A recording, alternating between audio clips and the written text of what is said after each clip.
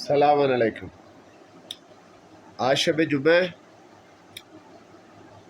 اللہ تعالیٰ تمام مرحومین کی روحوں کو کہتا ہے کہ اپنے اپنے اہل عیال کے گھر میں جاؤ اور ان سے ہدیہ طلب کرو تاکہ تمہاری قبر میں وہ تمہارے کام آ سکے۔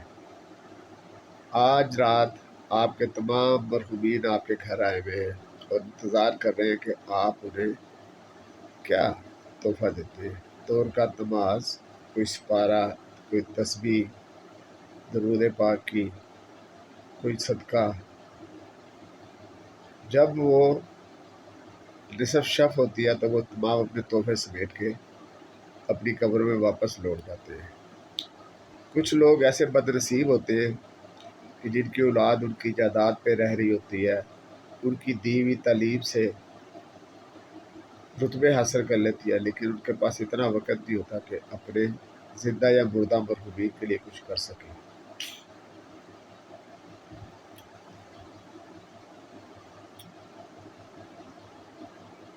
دوستوں کے لیے، کاروبار کے لیے، سیر و تفریح کے لیے وقت ہوتا ہے، لیکن والدین کے لیے کوئی نہیں، خصوصاً والد کے لیے تو بالکل وقت نہیں ہوتا۔ ماں کو تو پھر بھی ہمارا معاشرہ کچھ نہ کچھ کسی نہ کسی طریقے سے ایڈجسٹ کر لیتا ہے، لیکن باپ کے لیے بس کہانی ہے۔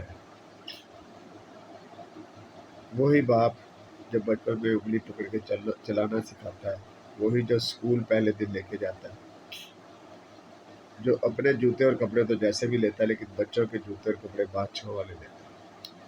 نیلسن منڈیلا سے کسی نے پوچھا کہ آپ اتنے بڑے لیڈر ہیں، آپ وہ کیسے بنے؟ اس نے کہا تمہیں نہیں پتا، میرا باپ بہت بڑا لیڈر ہے۔ اس کا باپ ایک چھوٹے سے قبیلے کا سردار تھا، لیکن وہ جتنی خوبصورتی سے سرداری کرتا تھا نیلسن منڈیلا نے اس سے سیکھا۔ چھوٹی چھوٹی سی باتیں اپنے باپ سے سیکھتے ہیں، لیکن جیسے ہی ہم اپنے پیروں پہ کھڑے ہوتے ہیں سب سے پہلے اپنے باپ کو ڈھونڈتے ہیں۔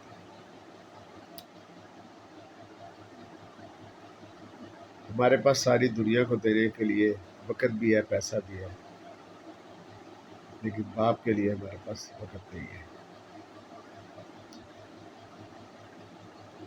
اللہ تعالیٰ ہم سب کو ہدایت دے، ہم اپنے والدین کی قدر کر سکیں، خصوصاً باپ کی قدر کر سکیں جس نے نہ صرف اولاد کی پرورش کی بلکہ ان کی ماں کی بھی پرورش کی۔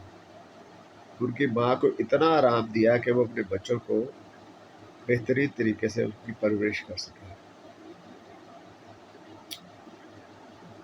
اللہ تعالیٰ ہمارے مرحومین پہ رحم فرمائے۔ ربنا اغفر لی ولوالدی وللمؤمنین یوم یقوم الحساب رب ارحمہما کما ربیانی صغیرا۔ اے اللہ میرے اور آپ سب کے مرحومین پہ اپنی رحمت فرمائے اور آج کی مبارک شب ان کے گناہوں کو معاف کرے اور ان کی قبروں میں رحمت اور نعمتوں کے سائے کر دے، ان کی قبروں کو جنت کا باغ قرار دے۔ میرے باپ بہت عظیم آدمی تھے، آپ کو کچھ اندازہ نہیں ہوگا، میں صرف ایک آپ کو مثال دیتا ہوں کہ میرا گھر برجی میں ہے اور میرا سکول لاہور چھاؤنی میں تھا، فورٹریس اسٹیڈیم کے پاس۔ میرے والد صاحب کے پاس سائیکل ہوتی تھی اور وہ چبرجی سے مجھے سائیکل کے پیچھے بٹھا کے فورٹریس اسٹیڈیم کے پاس آرمی کا سکول تھا وہاں لے کے جایا کرتے تھے، تو وہی قریب ہی، چونکہ آرمی میں تھے وہی قریب ان کا دفتر بھی تھا۔ تو واپسی پہ مجھے جب چھٹی ہونی تو میں ان کے دفتر آ جاتا تھا، تو پھر 4 بجے وہ مجھے لے کے گھر آ جاتے تھے۔ آپ کبھی سائیکل پہ چبرجی سے فورٹریس اسٹیڈیم جائیں اور پھر آئیں، آپ کو لگ پتہ جائے گا۔ تو مجھے مسلسل 6 سال اسی طرح لاتے اور لے جاتے رہے۔ اس کے بعد میرا ادھر گورنمنٹ اسکول چبرجی میں داخلہ ہو گیا، تو یہ میں خود ہی، کھیت تھے میرے گھر کے باہر اور اسکول کے بیچ میں، یا تھوڑے سے یہ پی این ٹی کے کوارٹر تھے، تو یہ ہم کھیتوں میں سے گزر کے اسکول چلے جاتے تھے اور آ جاتے تھے۔ کسی کے باپ نے اگر کسی معاشرے کے لحاظ سے کسی کم حیثیت کی فیملی میں شادی کر لیا، مثال کے طور پر باپ جو ان سے ہے وہ خان ہے، سید ہے، اوان ہے، جن کو بظاہر بڑی کہا جاتا ہے کہ جی یہ بڑی اونچی ذات کے لوگ ہیں، اور اس کی شادی کسی ہلکی ذات کے، ہلکے پیشے کے لوگوں سے آپ ایک بات ذہن میں رکھیے گا کہ یہ جو ہوتے ہیں نا جلائے، تیلی، دھوبی، یہ ذاتیں نہیں ہیں، یہ پیشے ہیں۔ پہلے زمانے میں جو باپ پیشہ کرتا تھا بیٹا بھی وہی اختیار کرتا تھا، تو وہ پیشے کا ان کا نام یہ ہے جس کو ہم نے بنا دیا کہ جی یہ لوہار ہیں، یہ جلائے ہیں۔ ایسی کوئی بات نہیں ہے، ان کی ذات کچھ اور ہوگی، رانا ہوگے، کچھ بھی ہوگا، لیکن بس اس کے بعد ان کے پیشے کی وجہ سے ان کو بوچی کہا جاتا ہے۔